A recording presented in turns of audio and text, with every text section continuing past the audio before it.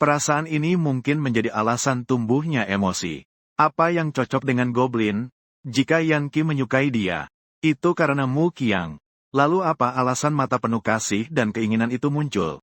Jika perasaan Yan Qi kepada goblin karena mengaguminya, kemampuan yang kuat, dia harusnya lebih menghormatinya. Bukan dengan tatapan campuran antara melindungi dan memanjakan seperti sekarang. Melihatnya, tatapan seperti ini hanya dimiliki oleh yang kuat, yang menyayangi yang lemah. Ditambah dengan kalimat yang penuh kebocoran tadi, Huaying hanya terpikirkan satu kemungkinan. Entah kekuatan goblin tidak sehebat itu, atau penampilan menakutkan goblin itu palsu. Berdasarkan informasi yang mereka dapatkan, kekuatan goblin tidak diragukan lagi. Maka situasinya hanya mungkin yang kedua. Artinya penampilan goblin sekarang adalah penyamaran. Ketika Gui Qing dan Zizi masih meragukan keengganan mereka terhadap ilmu setan, Huaying sudah berdasarkan dugaan menebak bahwa penampilan Sang Xiaomei sekarang semua adalah penyamaran. Karena sudah menebak, dia juga harus segera melancarkan strategi psikologisnya. Huaying sangat cermat. Beberapa hari ini dia selalu berpura-pura lemah. Gui Qing dan yang lainnya meremehkannya, mengucilkannya. Dia juga membiarkannya berjalan begitu saja. Siapa yang menyangka dia sudah hampir. Semua orang sudah membuat rencana untuk menaklukkan Sang Xiaomei selangkah demi selangkah. Yan Qi tumbuh besar di kota penjara. Karena setiap hari dipukuli. Yang paling ia kuasai adalah bagaimana menang di pertarungan. Sedangkan untuk menyenangkan wanita, dia sama sekali tidak punya petunjuk. Dia berusaha tampil di depan Sang Xiaomei. Melihat Sang Xiaomei makan sedikit, mengira makanannya tidak cocok dengan seleranya. Malam itu dia menangkap lebih dari 10 tikus. Menguliti tikus-tikus itu, mencucinya, memanggangnya di atas api unggun untuk dimakan. Itulah makanan terenak yang bisa dia pikirkan. Setelah Sang Xiaomei kembali ke dalam rumah, dia menyalakan lagi api hantu angin yang tidak goyah itu, dan juga menjemurnya di luar rumah. Awalnya semua orang tidak berani mendekat. Mereka merasa takut terhadap api hantu itu. Kemudian mereka melihat Yan Qi memanggang daging di bawah cahaya api hantu yang terang itu. Karena api hantu itu terang seperti siang, membantu aktivitas di malam hari. Mereka pun perlahan tidak takut lagi dan berkumpul mendekati api hantu. Mengapa api hantu ini bisa begitu terang? Jika bisa menyalakan api hantu seperti ini di ladang, aku bisa terus bekerja di ladang pada malam hari. Silly berputar beberapa kali di bawah cahaya lampu Sang Xiaomei. Akhirnya dia berpikir dan dengan suara pelan memuji ini juga. Api hantu ini lebih terang dari mutiara malam suku Jiangren. Angin tidak bergoyang. Bertemu hujan tidak padam. Terang seperti siang hari. Sungguh memang ajaib. Bahkan bayangan bunga yang cerdas seperti setan juga terkejut oleh api hantu yang tergantung tinggi di atas kepala. Sang Xiaomei yang tanpa sengaja tertidur di sofa, baru saja bangun sekarang. Sendirian dengan nyaman duduk di dekat jendela lantai 2. Membuka jendela. Mendengar mereka berbisik-bisik berbicara di bawah. Merasa ramai. Dan juga merasa sangat lucu. Orang-orangan yang belum pernah melihat dunia. Bahkan sebuah lampu pijar dapat menarik perhatian mereka. Sungguh sungkan dan aneh. Masih Yan Qi yang berwawasan. Sebuah lampu pijar saja sudah tidak bisa membuatnya terkesan. Setelah mengalami hal-hal ajaib di kota batas, Sang Xiaomei tidak akan mengeluarkan barang berbahaya yang langka lagi. Dia tidak akan lagi heran. Dalam pikirannya, istrinya hantu selain tubuhnya yang lemah dan rapuh, tidak mau makan dengan baik. Yang lain semua adalah yang terkuat. Karena Sang Xiaomei baru saja tertidur. Dia tidak tahu apa yang dipanggang oleh Yan Qi. Hanya tercium aroma daging panggang yang sangat harum. Bikin dia ngiler terus. Sang Xiaomei tidak bisa duduk diam. Lari berlarian ke bawah tangga. Datang ke halaman. Melihat daging panggang di tangan Yan Qi dengan mata penuh harap. Tercium sangat harum. Boleh makan sekarang? Yan Qi menyerahkan daging tikus panggang berlemak di tangannya kepadanya. Coba rasakan, enak tidak? Sang Xiaomei tergoda oleh aroma itu. Mengambil daging panggang dan menggigitnya dengan besar. Daging panggang. Rasanya harum dan pekat. Dagingnya lembut. Enak sekali. Sang Xiaomei mengunyah sambil mengacungkan jempol kepada Yan Qi. Sungguh enak. Kamu memanggang daging apa ini? Enak sekali. Daging tikus. Daging tikus adalah yang paling enak. Yan Qi menerima pujian itu. Dengan gembira berkata, Tikus tidak pernah makan tikus. Berkali-kali melihat tikus merayap di selokan yang bau. Sang Xiaomei tiba-tiba muntah. Makan kelinci. Dia masih bisa menerimanya. Bagaimanapun lingkungan pemeliharaan kelinci sangat bersih. Tapi tikus merayap di selokan. Tubuhnya penuh kuman. Sang Xiaomei semakin hebat muntahnya. Mengeluarkan nasi semalam semua. Dia seorang manusia modern benar-benar tidak seperti mereka orc. Tidak ada larangan makan apapun. Apapun bisa dia makan. Baru saja karena pujian Sang Xiaomei sangat senang. Yan Qi tiba-tiba membeku. Daging panggang di tangannya jatuh ke tanah. Senyuman di wajahnya juga digantikan oleh kecemasan. Saat dia ingin maju mengurus Sang Xiaomei, Hua Ying yang selama ini diam-diam sudah muncul di depan Sang Xiaomei. Nyonya. Kumur-kumur. Hua Ying seolah sudah memiliki firasat. Entah kapan sudah menyiapkan air hangat. Sang Xiaomei tidak sungkan. Yang paling ingin dia lakukan sekarang adalah berkumur. Hua Yin benar-benar pandai melayani orang. Dia mengambil gelas dan menenggak air dalam-dalam. Karena gerakannya terlalu besar. Topeng menjadi berlipat. Bibir merah mencolok sedikit terangkat di Hua Yin. Dengan tenang melirik sejenak. Warna bibir merah muda yang cerah di balik topeng hantu. Lalu dengan tenang mengalihkan pandangan. Diam-diam berpikir ternyata memang seperti yang kurasakan.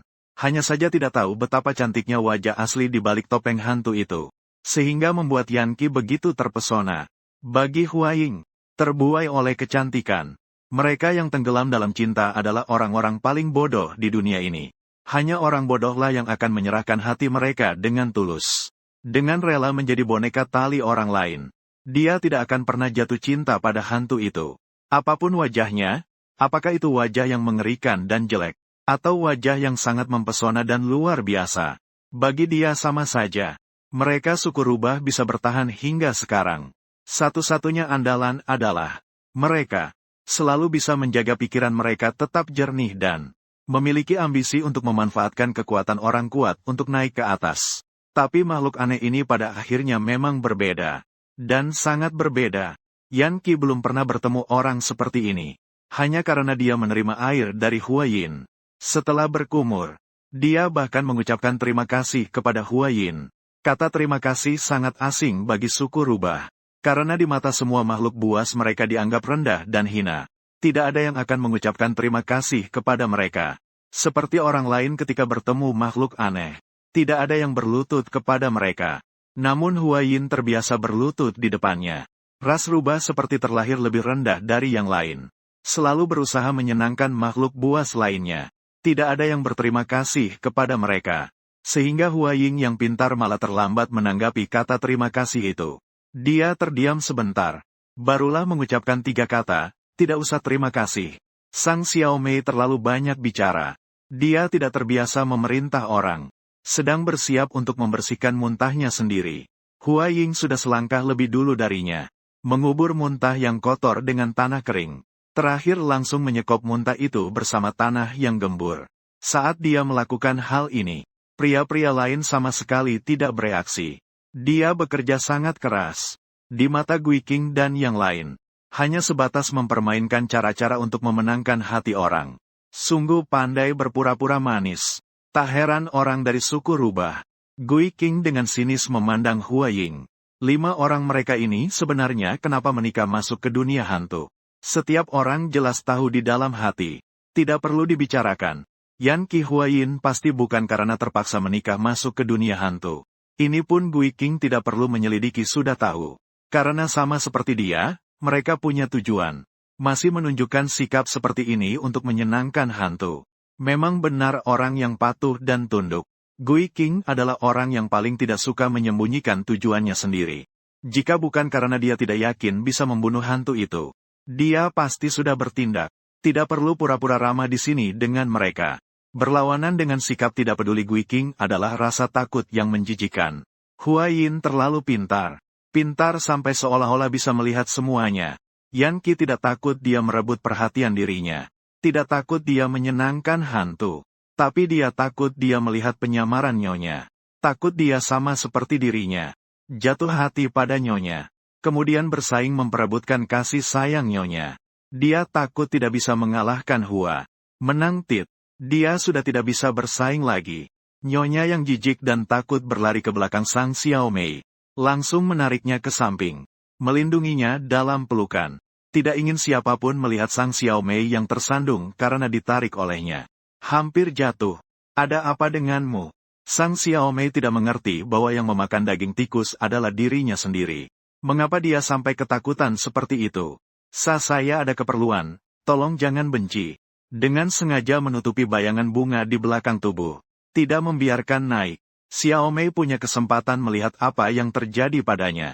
Rumah saya belum selesai dibangun. Malam ini tidak ada tempat tinggal.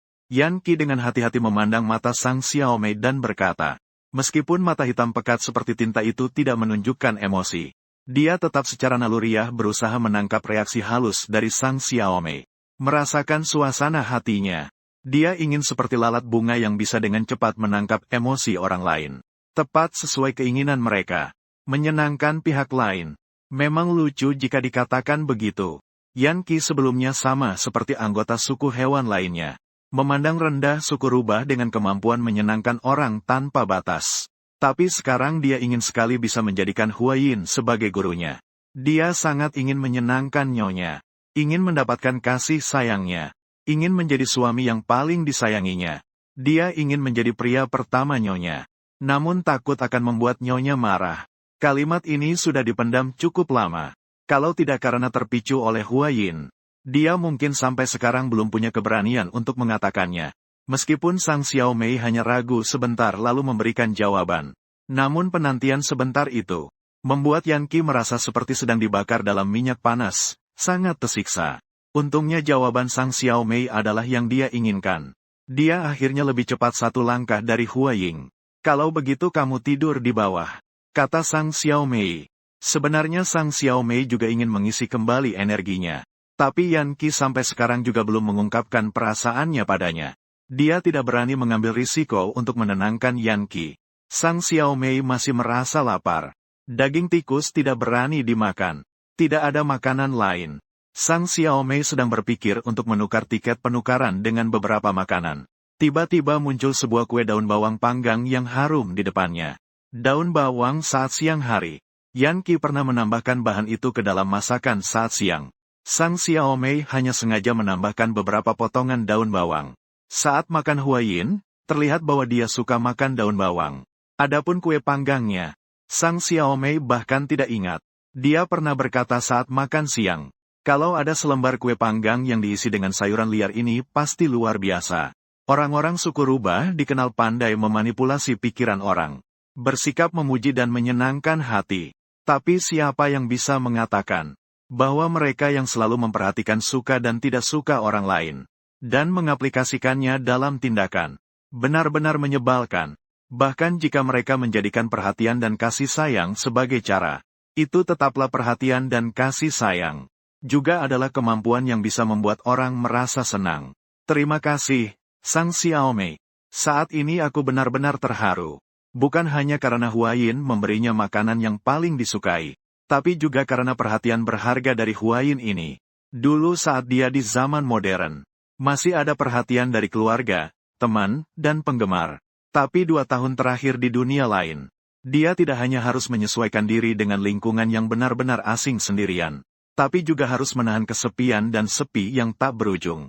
Dia tidak punya teman, hidup sendirian di pulau. Seringkali juga terpaksa keluar untuk menyelesaikan tugas yang diberikan sistem. Kesepian terlalu lama. Kadang dia bahkan merasa bahwa dirinya benar-benar seperti sosok hantu yang samar. Perhatian sempurna dari Huayin ini, sesuai dengan kesukaannya. Makanan yang disiapkan dengan sepenuh hati.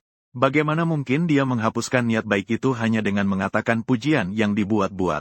Ini adalah kali kedua dia mengucapkan terima kasih kepada Huayin. Huayin masih belum terbiasa, tidak seperti tadi. Terdiam sejenak sebelum menjawab. Tidak perlu terima kasih. Tapi saat Sang Xiaomei memasukkan pancake daun bawang ke mulutnya dan menggigitnya, Yan Qi tiba-tiba kehilangan kendali dan mengangkat tangan. Menjatuhkan pancake daun bawang yang dipegang Sang Xiaomei. Karena kejadian itu terlalu mendadak. Semua orang yang ada di sana, termasuk Sang Xiaomei, terkejut. Yan Qi, Sang Xiaomei menatap pancake daun bawang yang jatuh ke tanah dengan sedih. mengangkat kepala dan bertanya pada Yan Qi dengan bingung. Jika matanya tidak tertutup topeng, Yan Qi pasti bisa menyadari ada kemarahan tipis di matanya. Kamu ingin makan pancake daun bawang? Aku bisa membuatkan untukmu. Aku akan membuatnya sekarang juga. Jangan makan miliknya. Bab 18.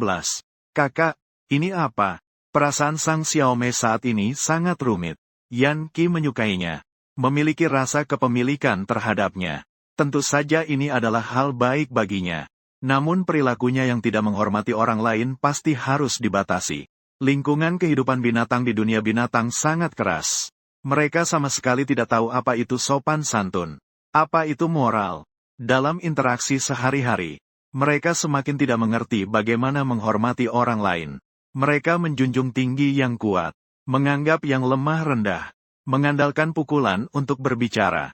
Jika tidak terima, ayo berkelahi. Jika kebiasaan seperti ini terbawa ke Pulau Chenfeng oleh mereka, tidak tahu berapa banyak masalah yang akan terjadi nanti. Sang Xiaomei seperti guru yang pertama kali naik ke podium. Dibuat marah oleh anak nakal. Terpaksa mengambil penggaris di tangan. Dia sebenarnya mempunyai sifat yang sangat baik. Tidak suka mengurus urusan orang lain. Apalagi memarahi dan mengatur orang lain. Mereka semua terlihat sulit diajak bergaul. Yan Qi yang paling penurut, ternyata bisa melakukan hal menjatuhkan kue yang dipegangnya. Tidak peduli sama sekali dengan muka Hua Ying. Jika dia tidak diberi disiplin, setelah membuat aturan pasti akan kacau dan berlutut. Sang Xiaomei setelah menyadari, berubah tidak seperti biasanya. Dengan suara keras memarahi Yan Qi. 5 pria itu serentak berlutut. Yan Qi berlutut di depan. Melihat Sang Xiaomei marah, dia segera menyadari tindakannya tadi telah membuat Sang Xiaomei marah. Nyonya, maaf. Jangan panggil aku Nyonya lagi. Aku tak pantas untukmu. Panggilan Nyonya ini, untuk membuat mereka selalu ingat, Sang Xiaomei harus menangani perkara ini dengan serius. Sebelum mendapatkan izin dariku, kalian cukup memanggilku Sang Xiaomei. Suamiku haruslah seorang pria yang lemah lembut, sopan, hemat, dan rendah hati. Orang yang kekurangan kebajikan. Aku Sang Xiaomei tidak akan menyukainya. Menatap para pria yang berlutut berjajar di depannya. Nada suaranya semakin tegas. Karena kalian sudah datang ke Pulau Chenfeng, maka kalian harus mematuhi peraturan Pulau Chenfeng. Salah satu peraturan terpenting di sini adalah semua orang harus hidup berdampingan dengan baik. Siapapun yang berniat menindas atau menaklukkan orang lain, sebaiknya hentikan pikiran itu lebih cepat. Siapapun yang berani menyakiti teman, segera keluar dari Pulau Chenfeng. Bagi mereka, Sang Xiaomei sudah seperti makhluk misterius yang menakutkan. Ketakutan mereka terhadapnya belum hilang. Sekarang melihatnya marah, mereka tak bisa tidak merasa merinding. Tidak berani bertindak sembarangan. Yan Qi tahu dirinya telah membuat masalah besar. Daripada takut, dia lebih khawatir Sang Xiaomei marah dan mengabaikannya. Untuk mendapatkan maaf dari Sang Xiaomei. Setelah Sang Xiaomei selesai bicara, dia langsung meloncat ke kaki Sang Xiaomei. Memeluk erat kedua kaki Sang Xiaomei. Dengan tergesa-gesa mengakui kesalahan. Nyonya, saya salah. Saya tidak akan berani lagi. Saya minta maaf padanya.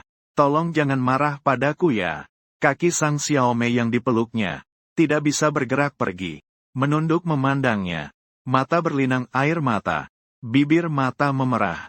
Menangis deras seperti hujan. Amarah tadi sudah entah kemana. Aku bilang nanti panggil namaku. Sang Xiaomei dengan wajah serius. Tidak ingin menyerah begitu cepat. Namun Yan Qi tidak mau mendengarkannya. Kamu adalah istriku. Aku harus memanggil istriku. Aku tidak mengizinkan kamu memanggil Sang Xiaomei.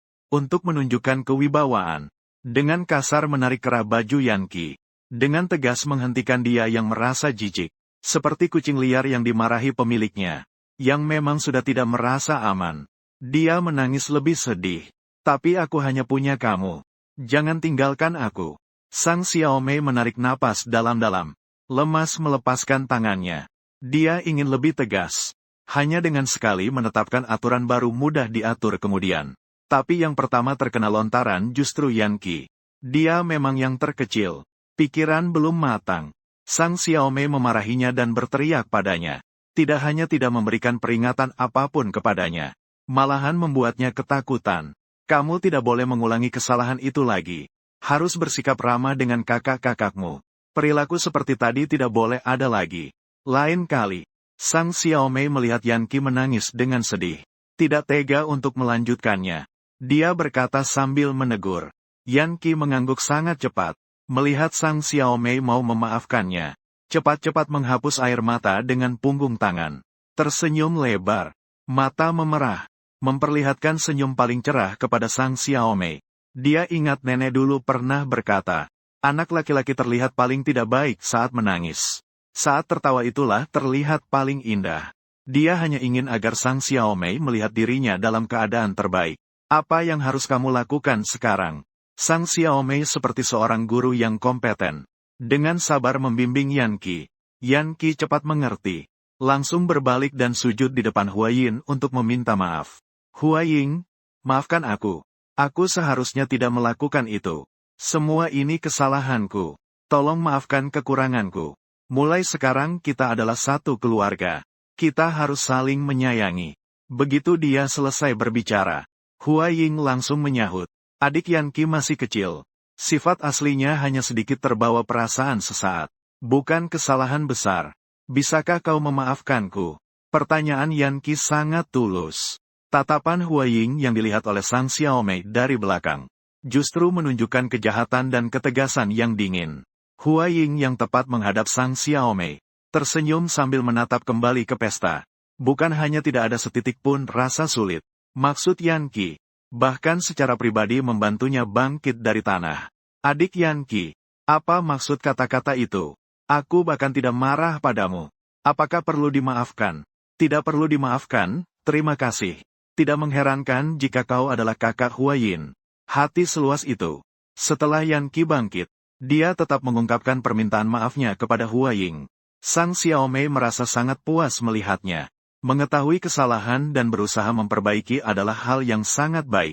Asal dia mendidik mereka dengan baik, mereka pasti bisa belajar untuk menghormati mereka. Hidup rukun. Sudut bibir Huayin selalu tersenyum tipis. Terlihat benar-benar tidak marah. Sang Xiaomei teringat kembali bahwa perilaku Yan Qi tadi memang sangat tidak sopan. Dia merasa bersalah. Lihat, dengan sungguh-sungguh memberikan permintaan maaf secara pribadi kepada Huayin. Kesalahan tadi adalah Yan Qi. Tapi juga karena aku, dia tiba-tiba kehilangan akal sehat.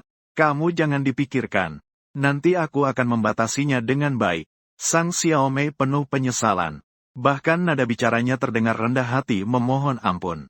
Dia bukan hanya basa-basi. Dia benar-benar tulus meminta maaf kepada Huayin. Justru karena tulus, Huayin jadi bingung. Jadi tidak bisa membalas dengan kata-kata.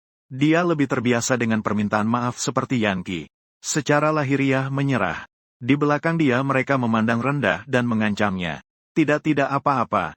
Huayin ternyata gagap. Terima kasih kamu bisa memaafkannya. Sang Xiaomei sekali lagi mengucapkan terima kasih kepada Huayin. Sekali lagi Huayin. Setahun penuh pun sulit mendengar orang lain mengucapkan terima kasih kepadanya. Dia lebih terbiasa dipanggil-panggil dan dimarahi. Menyindir dan mencemooh. Sama-sama. Kali ini Huayin menjawab dengan lancar. Tapi hatinya masih belum bisa terbiasa. Gui Qing yang menyaksikan dengan dingin. Mereka terus tidak berani bersuara. Ini adalah sejak mereka sampai di pulau. Hantu untuk pertama kalinya marah di depan mereka. Melihatnya menakutkan. Dia tidak menghukum siapapun. Satupun dari ilmu hantu mengerikan yang membuat orang takut itu tidak dipakai. Kalian semua balik tidur saja. Sudah sangat larut. Xiaomei merasa dirinya seperti orang tua. Dia ada di sini. Mereka malah tidak bisa santai. Karena sudah terjadi perselisihan. Lebih baik langsung suruh mereka kembali tidur. Setelah Xiaomei memberi perintah, para hantu segera berdiri dan hormat mundur. Yan Qi satu-satunya yang tidak pergi. Malahan semakin mendekat ke sisi Xiaomei, sang istri. Apakah kamu benar-benar sudah memaafkanku? Sudah memaafkan. Kalau begitu aku bisa tidur di kamarmu malam ini. Boleh, kamu tidur di lantai 1. Istri, kamu baik sekali. Aku sudah bilang, jangan panggil aku istri. Kalau nggak panggil apa, panggil kakak, aku muak. Dengan sengaja suaranya dibuat pelan. Nada yang ambigu. Seperti sedang menggoda. Suasana tiba-tiba berubah. Sang Xiaomei mengernyitkan dahinya. Walau hatinya bergelora, namun tak bisa menghadapi dengan tenang adik laki-laki yang lebih muda darinya, yang menggoda dirinya seperti ini. Usiamu masih kecil. Bagaimana bisa belajar hal buruk? Aku tumbuh besar di kota Jie. Apa mungkin tidak belajar hal buruk? Sebelum nenek mengadopsiku, demi mendapatkan sepotong makanan, Yan Qi tiba-tiba berhenti bicara. Ada apa denganmu? Apakah kamu dibuli? Sang Xiaomei menatapnya. Tubuhnya yang tegap, wajahnya yang penuh nuansa remaja. Bagaimanapun juga, Yan Qi adalah tipe yang paling disukai oleh para kakak perempuan. Hal yang paling menarik darinya, tentu saja tetap penampilan polosnya yang tanpa sengaja muncul. Wajah polos yang tidak mengerti dunia. Siapa yang tidak suka adik yang mudah malu dan merah muka? Yan Qi melihat Sang Xiaomei benar-benar melupakan kejadian tadi. Dia tahu tujuannya sudah tercapai. Barulah dia berkata dengan ekspresi sedih. Di kota Jiejian seperti itu sering mendapat perlakuan tidak adil. Tapi aku setiap kali hanya menghadapi mereka saja. Setuju memanggil mereka kakak perempuan, selain itu tidak ada. Aku tidak pernah setuju yang lain. Dia sengaja menjelaskan begitu banyak. Sang Xiaomei bisa mengerti. Dia sedang menjelaskan pada dirinya sendiri, bahwa dia sekarang masih suci. Apakah ini waktunya sudah tiba? Mata Sang Xiaomei tak terkendali memandang sekeliling. Garis leher yang elegan, leher yang sempurna, pinggang yang ramping dan tenang, kaki jenjang. Masuklah. Sang Xiaomei agak bingung. Sepertinya memang sudah waktunya. Tapi dia jadi ciut. Harus bagaimana? Langsung mendorong orang itu jatuh. Untung memakai topeng. Kalau tidak, ekspresi luar biasanya saat ini akan terlihat oleh Yan Qi. Yan Qi yang tadinya berniat tidak baik, saat melangkah ke kamar Sang Xiaomei. Perhatiannya langsung tertarik pada kamar Sang Xiaomei yang unik dan seperti mimpi. Dia belum pernah melihat kamar yang begitu bersih, rapi, dan nyaman. Tidak pernah tahu ini apa, semacam ranjang kaisar. Yan Qi menunjuk sofa besar di ruang tamu Sang Xiaomei. Bertanya apakah sofa itu nyaman. Kamu nanti coba duduk di situ. Sang Xiaomei langsung mulai mengganti sepatu begitu masuk rumah. Melihat itu, Yan Qi juga berdiri di pintu tidak bergerak. Sang Xiaomei mengambil sepasang sandal biru dari lemari sepatu. Sandal ini nanti akan menjadi milikmu. Yan Qi melihat sepatu rumahan berbulu di tangannya. Warna biru yang begitu indah. Dia baru pertama kali melihatnya. Namun dia tidak suka sepatu ini. Meskipun ini diberikan oleh Sang Xiaomei, dia tetap tidak suka. Aku tidak ingin memakai sepatu ini. Kenapa? Sang Xiaomei penasaran menoleh dan bertanya padanya. Ini sepatu yang dibuat dari bulu binatang, bukan? Tidak peduli seberapa banyak konflik di antara suku binatang mereka. Mereka tidak akan membuat pakaian atau sepatu dari kulit dan bulu satu sama lain. Membuat pakaian dari bulu suku binatang. Sepatu, hal kejam seperti itu hanya bisa dilakukan oleh orang-orang pulau itu. Sang Xiaomei akhirnya mengerti maksudnya. Dia mengangkat sepatu dan mendekatkannya ke hidung Yan Qi. Cium, bisakah kamu mencium bau kulit binatang? Yan Qi mencium dengan aneh berulang kali. Jujur menjawab tidak ada. Ini bukan dibuat dari bulu suku binatang. Tenang saja memakai ini. Yan Qi memeriksa sandal itu dengan teliti dari dalam dan luar sekali lagi. Sama sekali tidak menemukan tekstur kulit binatang. Menggosok-gosok bulu pada sandal. Rasanya juga tidak enak di tangan. Memang bukan terbuat dari kulit binatang. Setelah memastikan dengan jelas, dia memakai sandal itu ke kakinya. Dengan nyaman dia menapak-napak kaki. Sandal ini memang nyaman. Bolehkah aku memakainya keluar besok? Tidak boleh. Ini adalah sandal dalam ruangan. Hanya bisa dipakai di dalam kamar. Kalau pergi keluar harus ganti sepatu luar. Ini adalah aturan kedua di Pulau Chen Feng. Sudah diingat jelas, kan? Sang Xiaomei berkata kepada Yan Qi dengan serius. Sudah diingat jelas. Yan Qi mengangguk patuh. Setelah masuk ke dalam ruangan, Sang Xiaomei kembali menukar sepasang piyama pria dari ruangannya. Kemudian dia dengan sedikit malu-malu berjalan ke sisi Yan Qi. Dengan samar menanyakannya, malam ini kamu mau mandi di tempatku? Apakah kamu punya pakaian ganti? Tidak ada. Yan Qi menjawab dengan jujur. Rumahnya terbakar. Pakaian semuanya terbakar habis. Aku sudah menyiapkan piyama untukmu. Terima kasih, kakak. Bukan untuk dipakai di dalam. Apakah kamu membutuhkannya? Jarang sekali Yan Qi melihat Sang Xiaomei berbicara gagap. Dia hampir langsung paham maksud Sang Xiaomei. Tentu saja membutuhkannya. Meskipun Yan Qi malu-malu mengucapkan kata-kata itu, wajahnya yang putih bersemu merah. Bahkan ujung telinganya turut memerah. Namun di matanya tersimpan harapan yang tak jelas. Sang Xiaomei merasa dirinya seperti wanita jahat yang menggoda adiknya untuk melakukan hal buruk. Dia menganggap dirinya belum begitu lapar. Dia dengan anggun mengeluarkan selembar kertas. Lihatlah isi di dalamnya dengan baik. Tinggi badan, berat badan, lingkar pinggang. Pastikan ukuranmu. Yan Qi melihat sekilas kertas itu. Dengan raut muka bingung berkata, saya tidak mengenal tulisan di atasnya. Tulisan suku berbeda dengan tulisan modern. Tulisan dunia hewan itu sederhana. Sang Xiaomei sudah belajar hampir sempurna. Namun Yan Qi pasti tidak mengenal tulisan modern. Sang Xiaomei terpaksa membantunya mengukur tinggi sekitar 1,8 meter. Kamu pergi menimbang berat badan. Sang Xiaomei menunjuk ke timbangan berat badan yang ada di sudut. Yan Qi berjalan bingung ke dekat timbangan berat badan yang berbentuk kotak. Tidak tahu langkah selanjutnya harus bagaimana. Langsung berdiri di atasnya. Sang Xiaomei sambil bicara berjalan ke sini. Yan Qi menurut dan naik timbangan berat badan 136 jin. Bagus. Berat badan yang sangat standar. Saat Sang Xiaomei menjadi artis, hampir setiap hari diminta mengukur berat badan. Tidak boleh gemuk, tidak boleh kurus. Mengalami berat badan yang begitu standar. Dia merasa lega seperti guru tari itu.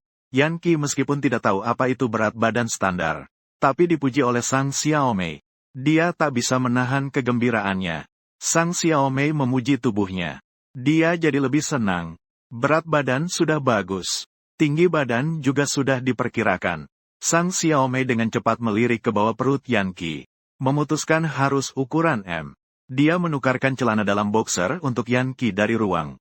Termasuk piyama diserahkan ke tangan Yan Qi. Setelah mandi, ganti piyama lalu tidur. Yan Qi bingung mengangkat celana dalam yang ukurannya hampir sebesar sapu tangan. Bertanya dengan sangat serius. Kakak ini apa? Bab 19. Mengajarkan cara mengatasi masalah. Sang Xiaomei sangat ingin menenangkan pikirannya. Seperti guru biologi yang dulu mengajar mereka pelajaran kebersihan fisiologi. Dengan santai menjelaskan kepada Yan Qi. Tapi saat dia melihat mata Yan Qi yang dingin dan jernih, rambut yang sedikit ikal, dan saat tersenyum, gigi taring yang nakal, pemuda tampan seperti ini, bagaimana hatinya bisa tenang? Ini dipakai paling dalam. Ini sangat pas di badan. Sangat bernapas. Pakaian yang sangat nyaman. Sang Xiaomei berusaha menjaga kestabilan suara. Wajahnya tegang. Matanya terus melirik ke sana kemari. Tidak bisa menatap Yan Qi dengan serius. Dia ingin segera melewatkan masalah ini. Tapi pertanyaan Yan Qi belum selesai. Lalu sisi mana yang seharusnya dipakai di depan? Perbedaannya sangat mencolok di belakang. Kamu tidak tahu sendiri ya lihat aja sendiri. Sang Xiaomei menggeram dalam hati. Ini bagian depan yang masuk untuk mandikan. Dia merasa malu dalam hati. Namun tetap pura-pura tenang membalik celana boxer ke depan. Mendorong Yan Qi cepat-cepat masuk mandi. Tidak mau lanjut membahas topik ini dengan Yan Qi. Yan Qi berbalik dan patuh berjalan menuju kamar mandi. Saat ini Sang Xiaomei baru sadar bahwa pertanyaan tadi malah membuat leher belakangnya memerah malu. Yan Qi baru saja masuk ke kamar mandi dan sudah muncul masalah baru. Dia tidak tahu cara menggunakan semua barang di dalamnya. Dulu dia hanya tahu mandi di bak mandi. Sebelum mandi, dia menuangkan air panas ke dalam bak mandi. Tapi di kamar mandi Sang Xiaomei, jangan bilang bak mandi saja. Bahkan tidak ada setetes pun air panas. Bagaimana cara mandi? Sang Xiaomei merasa seperti sedang mengurus anak kecil. Dia mengikuti masuk ke kamar mandi. Pertama melepas kepala shower. Arahkan ke dinding. Kalau tidak nanti saat membuka keran, air akan menyirami mereka. Jangan sentuh dua bagian ini. Cukup buka yang ini saja. Ketika keran menghadap keluar pintu, yang keluar adalah air panas. Jika menghadap ke dalam kamar mandi, yang keluar adalah air dingin. Kamu bisa menyesuaikan suhu air perlahan-lahan sendiri. Kalau terasa terlalu panas, geser sedikit ke dalam. Sang Xiaomei sambil mendemonstrasikan langsung. Sambil memberitahu Yan Qi. Keran memiliki dua saklar untuk mengatur keluarnya air. Sang Xiaomei mengatur keluaran air ke posisi pancuran yang bisa digerakkan. Dia biasanya jarang mengutak-atik saklar keluaran air. Cukup menggunakan pancuran yang bisa digerakkan saja. Jadi dia juga menyuruh Yanqi untuk tidak mengutak-atik saklar keluaran air. Yanqi melihat Sang Xiaomei membuka keran air. Dalam jangkauan kecil pancuran muncul hujan deras. Dia melihat dengan mata terbuka lebar. Kenapa ini bisa hujan? Hujannya juga hangat. Yanqi terkejut menatap dengan mata membelalak. Bahkan agak ragu untuk menyentuh pancuran di tangan Xiaomei. Setiap orang saat menghadapi hal yang belum dikenal pasti akan penuh ketakutan. Di mata Sang Xiaomei, perlengkapan kamar mandi yang sama sekali tidak berbahaya. Di mata Yanqi adalah hal asing. Barang berbahaya yang misterius. Dia menyerahkan pancuran ke tangan Yanqi. Yanqi ragu-ragu sebentar lalu mengumpulkan keberanian untuk menerima itu. Jangan takut, ini sama sekali tidak berbahaya. Aku akan memberitahumu cara menggunakan barang lainnya. Di lemari kamar mandi Sang Xiaomei ada banyak botol dan toples. Membuat mata jadi bingung. Sekilas terlihat sama rumitnya seperti obat-obatan di apotek. Membuat orang tidak tahu membedakannya. Bagi Sang Xiaomei, dia sangat jelas tentang kegunaan semua barang di kamar mandi. Tapi untuk membuat Yanqi langsung mengingat cara menggunakan setiap barang. Informasinya cukup banyak. Ini adalah pencuci muka. Untuk mencuci wajah.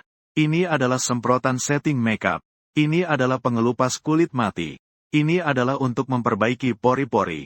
Sudahlah, kamu cukup pegang dua botol ini saja.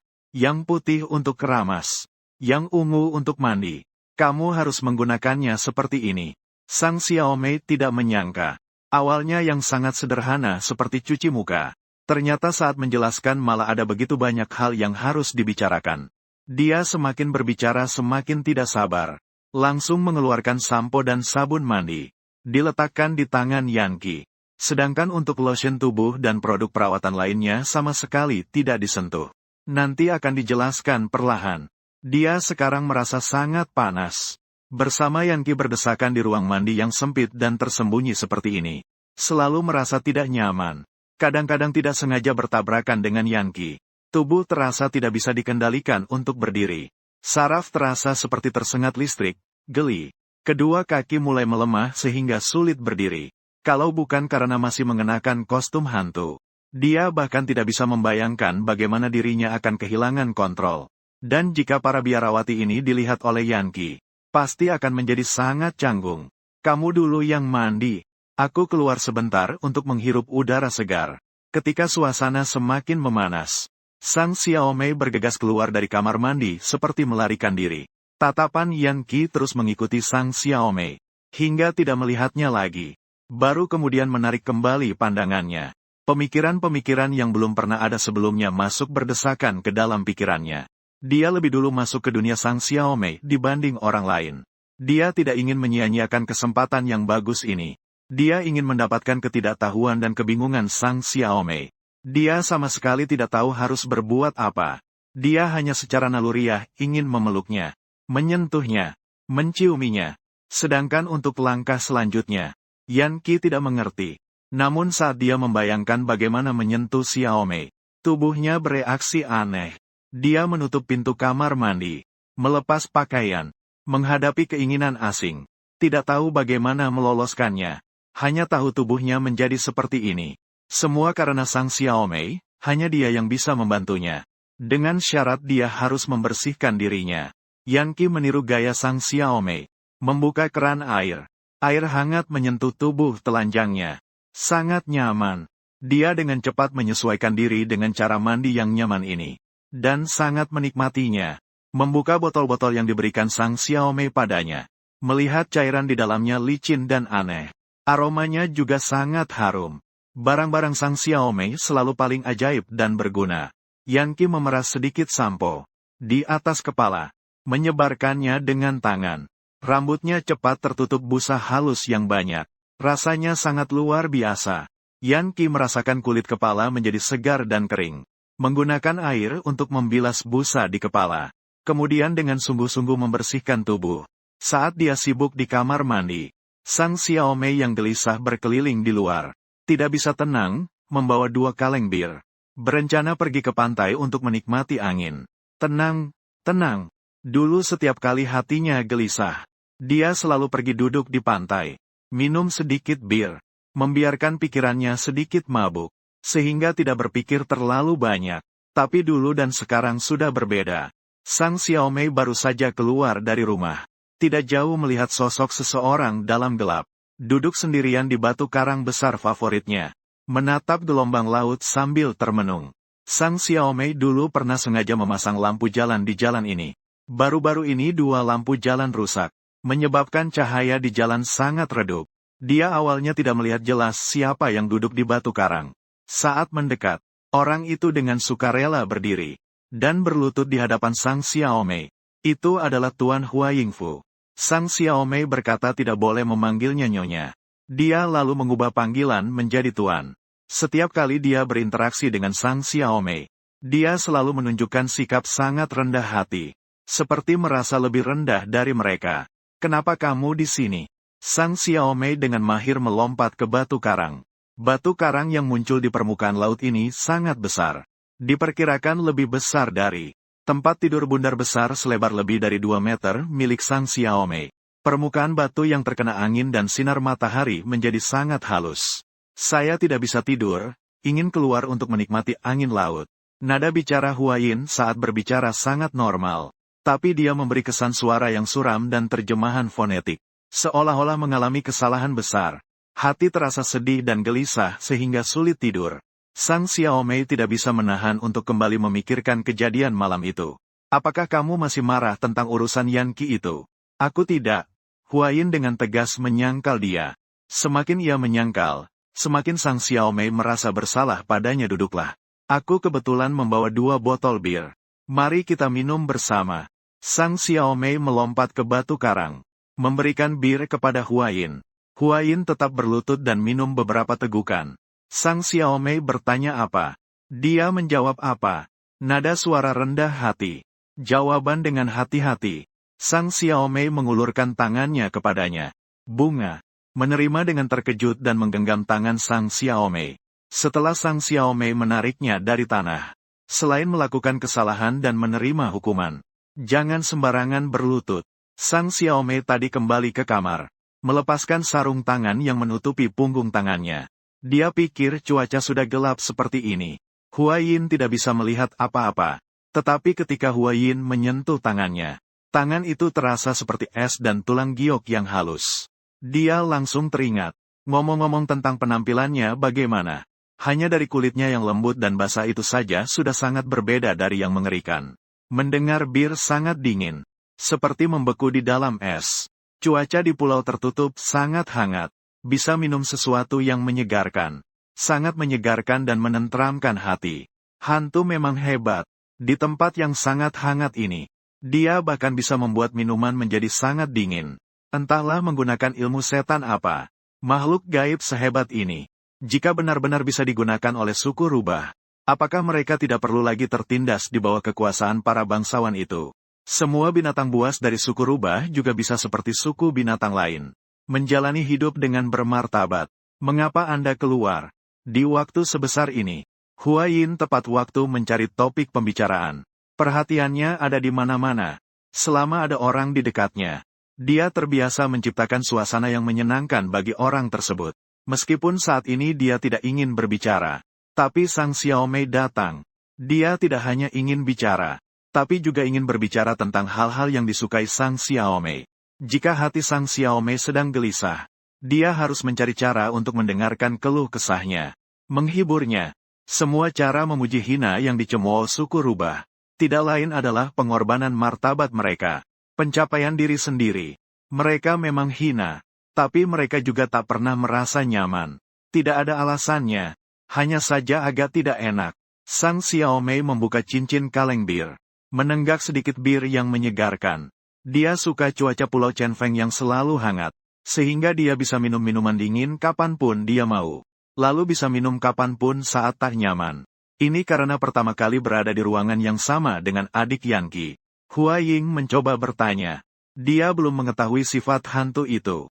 Tidak tahu apakah pertanyaan seperti ini membuatnya tidak senang. Hua Ying memberi kesan kepada Sang Xiaomei seperti seorang sahabat yang mengerti, atau seorang psikolog yang luar biasa. Emosinya stabil, ramah, dan sopan. Bergaul dengannya entah kenapa membuat orang merasa sangat rileks. Saat rileks, orang suka berbagi isi hati. Sang Xiaomei sudah lama tidak membuka isi hatinya kepada orang lain. Agak masih muda, tidak jujur, membenci adik dengan sepenuh hati, pikiran polos. Orang dewasa bisa tenang bergaul dengannya. Hua Ying tidak pernah bersaing untuk mendapatkan perhatian. Ini juga adalah aturan besi mereka, Hong Xiumeng. Tidak bersaing untuk mendapatkan perhatian. Tidak terikat secara emosional. Tidak serakah. Hanya membuat target tugas tidak bisa meninggalkan. Tidak tega. Orang yang tidak bisa dilupakan. Membuat target tugas bergantung pada diri sendiri. Mengikuti diri sendiri secara buta. Itulah tujuan mereka. Ingin mencapai hal ini, mereka harus selalu menempatkan kesukaan target tugas sebagai yang utama. Menggunakan segala cara untuk memuaskan mereka. Menyenangkan mereka. Selama dapat membuat target misi senang. Orang Hong Xiumeng bisa secara pribadi memilihkan wanita cantik untuk target misi. Mengantarkannya ke ranjang mereka. Yan Qi saat ini adalah yang paling disukai Sang Xiaomei. Hua Yin tentu saja tidak akan mengatakan kata tidak tentang Yan Qi di depan Sang Xiaomei. Dia bahkan akan dengan aktif mempertemukan Sang Xiaomei dengan Yan Qi. Ini adalah Hua Ying. Sang Xiaomei sangat terkejut. Tidak menyangka Yan Qi malam itu membuat Hua Ying malu. Hua Ying malah membelanya. Aku juga tahu. Hanya saja sebelumnya aku tidak pernah berinteraksi dekat dengan pria seperti ini. Sehingga agak gugup sesaat. Sekarang Sang Xiaomei bahkan tidak punya sahabat perempuan. Jika sekarang sahabatnya ada di sisinya, dia masih bisa menelpon. Bertanya apa yang harus dilakukan sekarang. Apakah melakukan ini ada masalah? Ternyata Tuan sangat suci dan bersih. Tidak mengerti soal ini.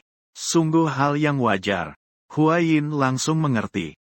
Sebenarnya apa yang kurang antara Sang Xiaomei dan Yan Qi? Kurang pengalaman.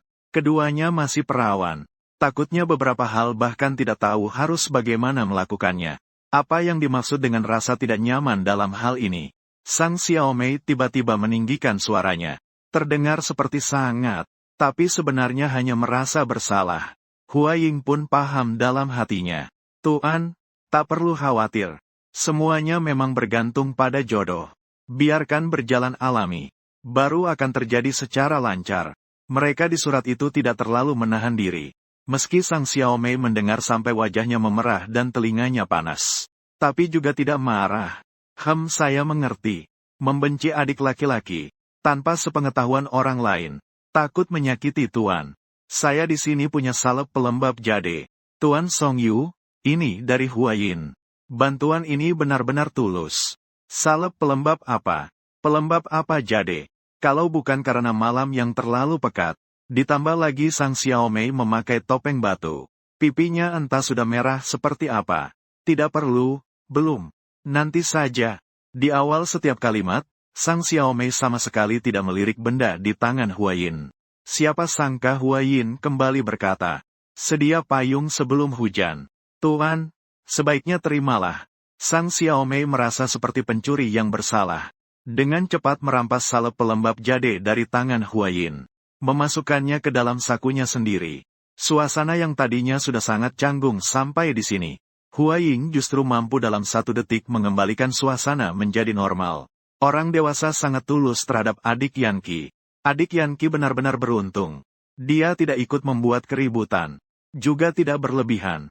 Nada bicaranya sangat jujur. Ini membuat Sang Xiaomei yang pemalu juga merasa lega. Benar-benar bisa berbicara baik-baik dengannya tentang hal ini. Aku juga tidak begitu baik. Hanya ingin bergaul baik dengannya. Binatang betina jauh lebih sedikit. Betina dan jantan berhubungan hanya untuk kesenangan sesaat.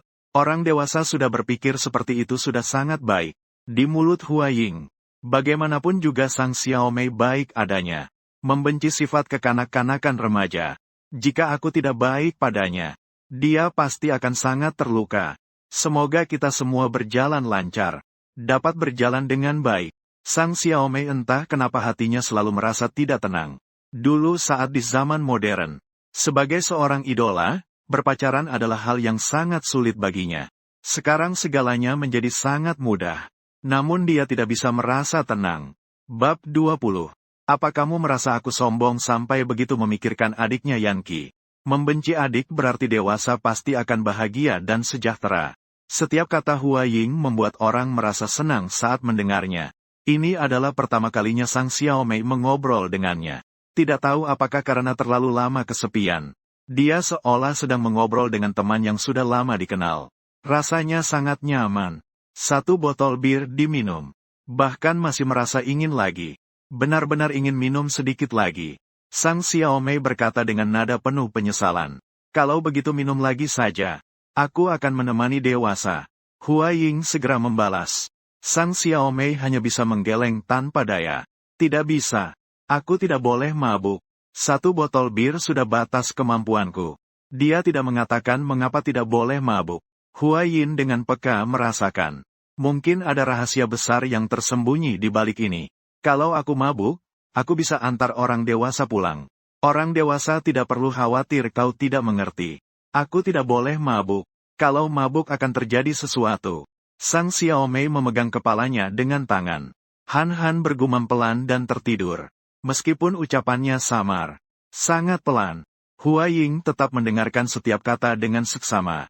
Sudah mabuk. Akan terjadi sesuatu. Hua Ying mengingat kata-kata itu dengan kuat. Makhluk gaib tampaknya tidak memiliki kelemahan. Mungkin hanya belum terungkap saja. Untuk mendapatkan kepercayaan Sang Xiaomei, dia tidak melanjutkan bertanya apa-apa, melainkan dengan perhatian mengantarkan Sang Xiaomei kembali ke vilanya. Setelah mereka pergi, tiba-tiba muncul seseorang dari air laut yang bergulung ombak. Dia tampan seperti peri yang tersesat ke dunia fana. Rambut panjang tergerai di permukaan air. Sangat mirip dengan kerudung yang tipis seperti asap. Ekor ikan yang indah bergerak pelan di air dengan sisiknya.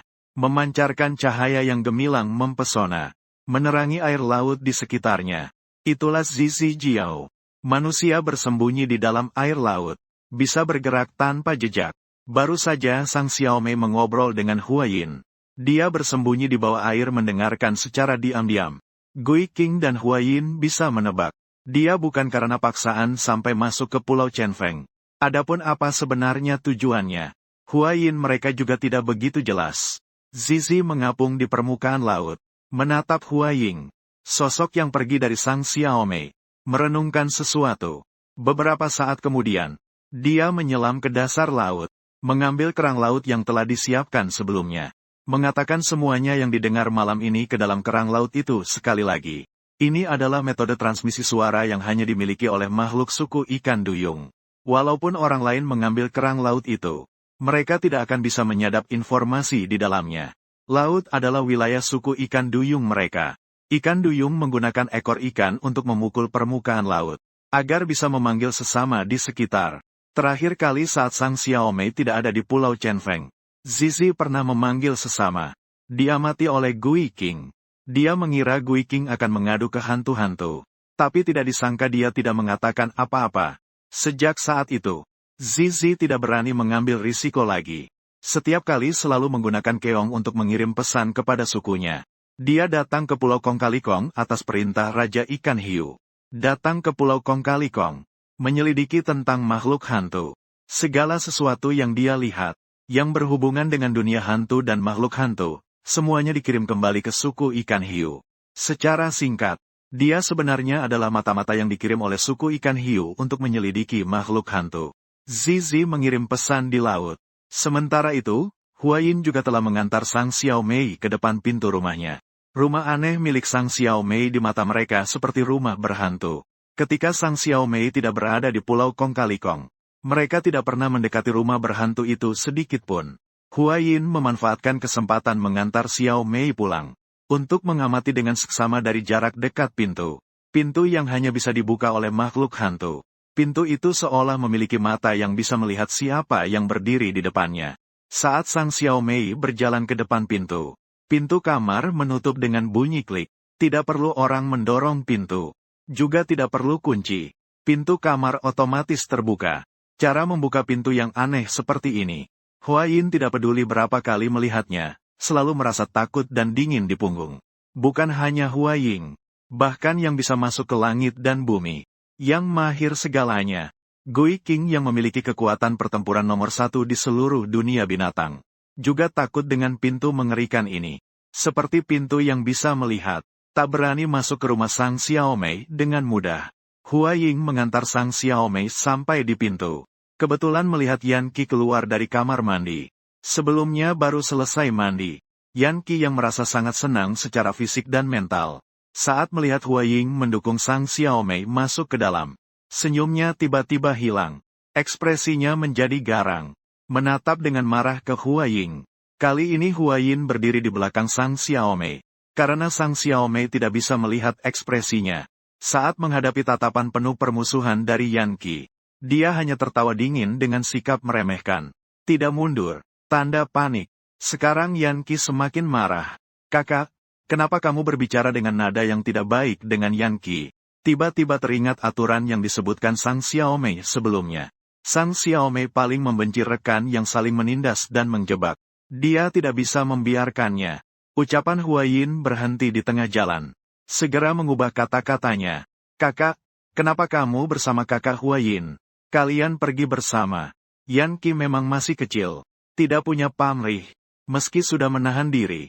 Setelah kata-kata terucap masih ada maksud mempertanyakan. Hua Yin memandang Yan Qi dengan penuh ejekan. Seolah berkata lagi. Kamu memang terlalu tidak sabar. Aku keluar untuk menghirup udara segar. Kebetulan bertemu dengannya. Sang Xiaomei masuk ruangan untuk ganti sepatu.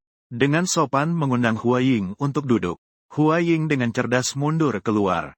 Dia tahu Sang Xiaomei dan Yan Qi sedang dalam masa penuh cinta saat ini. Jika dia masuk hanya akan mengganggu kehangatan mereka. Hal yang tidak memikirkan perasaan Sang Xiaomei seperti itu. Dia tidak akan melakukannya. Sudah malam. Aku tidak akan mengganggu orang dewasa beristirahat. Hua Yin hormat memberi salam kepada Sang Xiaomei. Lalu mundur 2 langkah. Melihat sikapnya begitu tegas. Sang Xiaomei juga tidak memaksa lagi. Kalau begitu kamu juga cepat istirahat. Begitu Hua Yin berbalik. Yan Qi segera menutup pintu kamar tanpa sabar. Kakak kamu sudah minum alkohol. Yan Qi mencium bau alkohol dari Sang Xiaomei. Wajahnya semakin buruk. Kakak belum pernah menemani dia minum alkohol. Si wanita licik itu benar-benar punya banyak trik. Sudah diminum. Dengar kata bir tidak berani minum banyak. Sang Xiaomei tidak tahan alkohol. Dengar kata bir tetap bisa menjaga kesadaran sedikit setelah minum. Tapi kesadaran itu hilang saat mencium bau harum dari Yan Qi. Melihat rambutnya setengah kering dan aura muda yang terpancar. Wajah tampannya benar-benar hilang. Piyama beruang kecil yang dipakai Yan Qi sangat cocok untuknya. Membuatnya terlihat lebih imut dan lembut. Seperti mahasiswa pria yang baru saja masuk kampus. Masih muda, polos, dan bingung. Kakak, lain kali kalau kamu ingin minum alkohol, biarkan aku menemanimu, bagaimana? Yan Qi melangkah maju dengan perasaan tersinggung. Lebih dekat dengan Sang Xiaomei. Sang Xiaomei mengangkat kepala. Pas melihat bentuk bibirnya yang indah. Bibirnya yang berkilau dan lembab, terlihat sangat ingin dicium. Sangat ingin mencium, Sang Xiaomei memalingkan pandangan. Menunduk, badan terasa lemas bersandar di dinding. Tak berani melihat lagi. Saat dia panik dan bingung, Yan Qi tiba-tiba menunduk, mencium bibirnya sekali. Sang Xiaomei tidak pernah menyesal seperti ini. Kenapa harus memakai topeng iblis dari batu? Sehingga membuat Yan Qi mencium dia. Dia bahkan tidak merasakan apa-apa. Meski begitu, meskipun bibirnya tidak merasakan apa-apa, stimulasi jiwa itu sangat nyata. Wajah Sang Xiaomei kembali memerah. Yan Qi dengan tangan gugupnya diam-diam menggenggam ujung celana. Terkejut memanggil Yan Qi sekali. Namun tidak tahu harus berkata apa. Otak kosong sama sekali. Yan Qi menyangga dinding dengan tangan. Napasnya mengepul di leher Sang Xiaomei. Membuat Sang Xiaomei gemetar seluruh tubuh. Sang Xiaomei bingung mengangkat tangan menghalangi tubuh Yan Qi. Jangan seperti itu. Dia mendengar dirinya berkata. Dia benar-benar dibikin terpesona oleh seorang adik. Malu-malu. Dulu melihat blogger kecantikan di internet yang sedikit provokatif. Komentarnya di kolom komentar selalu bisa menjadi komentar teratas di jaringan. Berani berpendapat. Itu disebut tanpa rasa takut sama sekali. Sekarang ada mahasiswa yang polos dan manis langsung di depan mata. Tapi dia malah tidak berani bergerak. Selalu merasa kalau aku yang memulai. Akan dicurigai melakukan pemaksaan. Kakak, kamu juga mandi, ya? Aku ingin melihat dirimu yang sebenarnya. Yan Qi terlalu mendekat. Napas yang membara seolah akan meleburkan Sang Xiaomei. Jantung Sang Xiaomei berdebar sangat kencang. Sudah tidak bisa bernapas dengan normal. Tentu saja aku harus mandi. Dengan sisa akal sehat terakhirnya, Sang Xiaomei menunduk menghindari pengepungan Yan Qi. Berlari cepat kembali ke atas. Kamar mandi lantai 2 kali lebih besar daripada di lantai 1. Di dalamnya ada bathtub bulat yang paling disukai Sang Xiaomei. Dia bersembunyi di kamar mandi, melepaskan kostum hantu yang berat, menunjukkan tubuhnya yang mempesona. Wajahnya bisa jadi andalan di dunia hiburan. Kalau saja tidak salah pilih profesi pada awalnya. Menjadi idola. Dia sekarang juga tidak sampai sama sekali tidak punya pengalaman cinta. Dibuat malu dan gugup oleh adik-adik satu persatu. Bingung dan canggung. Dia sambil santai berendam di kamar mandi. Sambil membangun mental untuk dirinya sendiri. Ada apa dengan adik? Adik juga pria. Juga pria yang menikah dan tinggal di Pulau Chenfu. Dia hanya terlihat seperti mahasiswa laki-laki. Bukan benar-benar mahasiswa laki-laki. Lagi pula, mahasiswa juga bisa pacaran. Bisa melakukan ini itu sangat normal. Tidak melanggar hukum. Takut apa harus menghindar? Ada apa yang harus dihindari? Adik tampan sekali. Kepribadiannya juga sangat lucu. Dia sudah bersih. Tinggal menunggu keberuntungan sendiri. Sang Xiaomei semakin memikirkan semakin tidak bisa menahan diri. Semakin dipikir semakin merasa mulut kering. Tubuh merasa kosong. Meskipun mulut tidak mengaku. Tubuhnya justru jujur. Setelah mandi, Sang Xiaomei tidak hanya mengoleskan lotion tubuh yang harum, membuat kulit semakin lembab, bahkan menyemprotkan parfum ke seluruh tubuhnya. Kemudian menata rambutnya dengan gaya yang cantik, memakai makeup tipis, mengoleskan lipstik rasa persik. Setelah melakukan ini semua masih merasa kurang. Lalu menggunakan obat kumur rasa persik, berkumur dengan seksama. Sampai saat berbicara mulutnya dipenuhi aroma manis persik, baru berhenti. Dulu setelah mandi, dia hanya memakai pakaian tidur longgar dan berjalan di dalam kamar. Kali ini dia malah dengan licik memakai kemeja putih yang terlihat sederhana. Dipadukan dengan celana pendek super pendek, karena kemejanya terlalu panjang. Terlihat seperti betina tanpa mengenakan bawahannya. Tapi tidak akan berpakaian seperti itu. Ini semua adalah gaya yang sedang tren di kalangan gadis modern. Hanya saja tidak tahu bagaimana reaksi Yan Qi melihat dia berpakaian seperti itu. Sang Xiaomei belum keluar dari kamar mandi, tetapi sudah mulai menantikan. Dia belum pernah merasa gugup seperti ini sebelum keluar dari kamar mandi. Seperti sengaja berdandan dengan baik, untuk bertemu dengan pria pujaannya. Dan berusaha terlihat tidak peduli. Semakin berusaha pura-pura. Semakin bingung tidak tahu mau meletakkan tangan dan kaki di mana. Ketika Sang Xiaomei berjalan menuruni tangga dengan kedua kaki panjangnya. Langkah kakinya seperti menapak di hati Yan Qi. Yan Qi yang duduk di sofa sampai terpana sejenak. Matanya menatap Sang Xiaomei dengan terpana. Sudah lama dia tidak mengatakan sepatah kata pun. Dia sudah tidak tahu harus memandang kemana. Setiap bagian dari tubuh Sang Xiaomei begitu indah hingga membuatnya takjub. Terutama kedua kakinya yang terlihat, memancarkan daya tarik yang dalam. Cukup untuk membuat Yan Qi melupakan semua etika dan kesopanan. Bagaimana? Apakah aku terlihat bagus dengan pakaian ini? Sang Xiaomei bertanya meski sudah tahu jawabannya. Yan Qi berdiri dari sofa. Langkahnya garang. Seperti hendak berkelahi. Tatapannya tak berkedip mengunci Sang Xiaomei.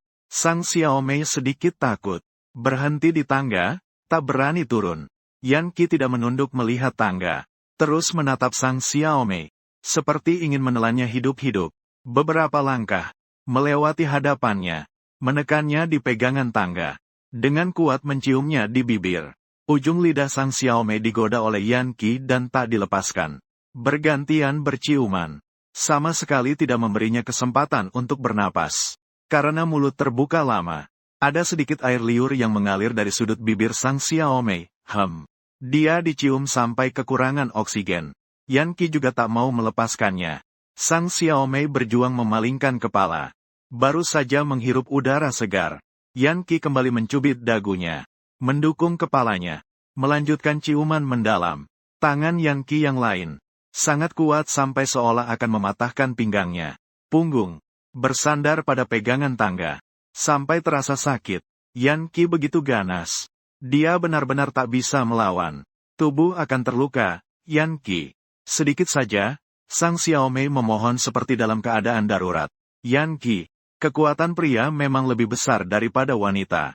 Terlebih lagi Yan Qi adalah orc. Saat ini Yan Qi sama sekali tidak punya akal sehat. Tangan besarnya menyentuh paha Sang Xiaomei. Sang Xiaomei gemetar seluruh tubuhnya karena disentuh. Sistem terkutuk tiba-tiba menyiarkan sebuah kalimat di benak Sang Xiaomei. Berhubungan seks dengan di bawah umur. HP langsung menjadi 0. Ding! Otak Sang Xiaomei mengeluarkan peringatan tingkat 1. Ia langsung sadar dari lautan nafsu. Dengan sekuat tenaga mendorong Yan Qi. Yan Qi tidak bisa. Yan Qi tidak siap. Punggungnya terbentur keras ke dinding karena didorongnya. Wajahnya berubah drastis. Kesedihan dan kebingungan yang tak percaya terpampang jelas di wajahnya. Kenapa? Karena kamu masih terlalu kecil. Tidak boleh melakukan hal seperti ini. Sang Xiaomei menganggap penjelasannya masuk akal. Tapi alasan seperti itu didengar oleh Yan Qi. Justru menjadi alasan yang paling konyol. Aku terlalu kecil. Apa kamu merasa aku apa? Yan Qi yang terluka membalas pertanyaan Sang Xiaomei. Lihat sikapnya itu. Kalau Sang Xiaomei berbicara sedikit lebih lambat, dia akan benar-benar membuktikan kepada Sang Xiaomei bahwa bagian itu tidak kecil. Karena usia terlalu kecil. Belum dewasa tidak boleh melakukan hal seperti ini. Sang Xiaomei takut terlambat satu langkah. Berespons sangat cepat. Di dunia binatang sama sekali tidak ada yang namanya belum dewasa. Pandangan aneh dan aneh seperti ini. Yan Qi untuk pertama kalinya mendengar tentang apa itu belum dewasa. Kamu bicara apa? Kakak, apa kamu tidak menyukaiku? Yan Qi hampir menangis. Sang Xiaomei bersumpah dengan jari telunjuk menunjuk ke langit. Aku tidak suka padamu. Kita benar-benar tidak bisa melakukan hal seperti ini sekarang. Tolong tunggu beberapa tahun lagi, oke? Tunggu sampai kamu dewasa, baru kita bicarakan. Bab 21. Salah masuk kamar. Salah bicara dengan orang. Aku tidak mau menunggu. Aku mau kakak sekarang juga. Tak kusangka Yan Qi menjadi keras kepala. Tidak bisa membujuk kakak sama sekali. Barusan juga terbawa perasaan. Bukankah begitu?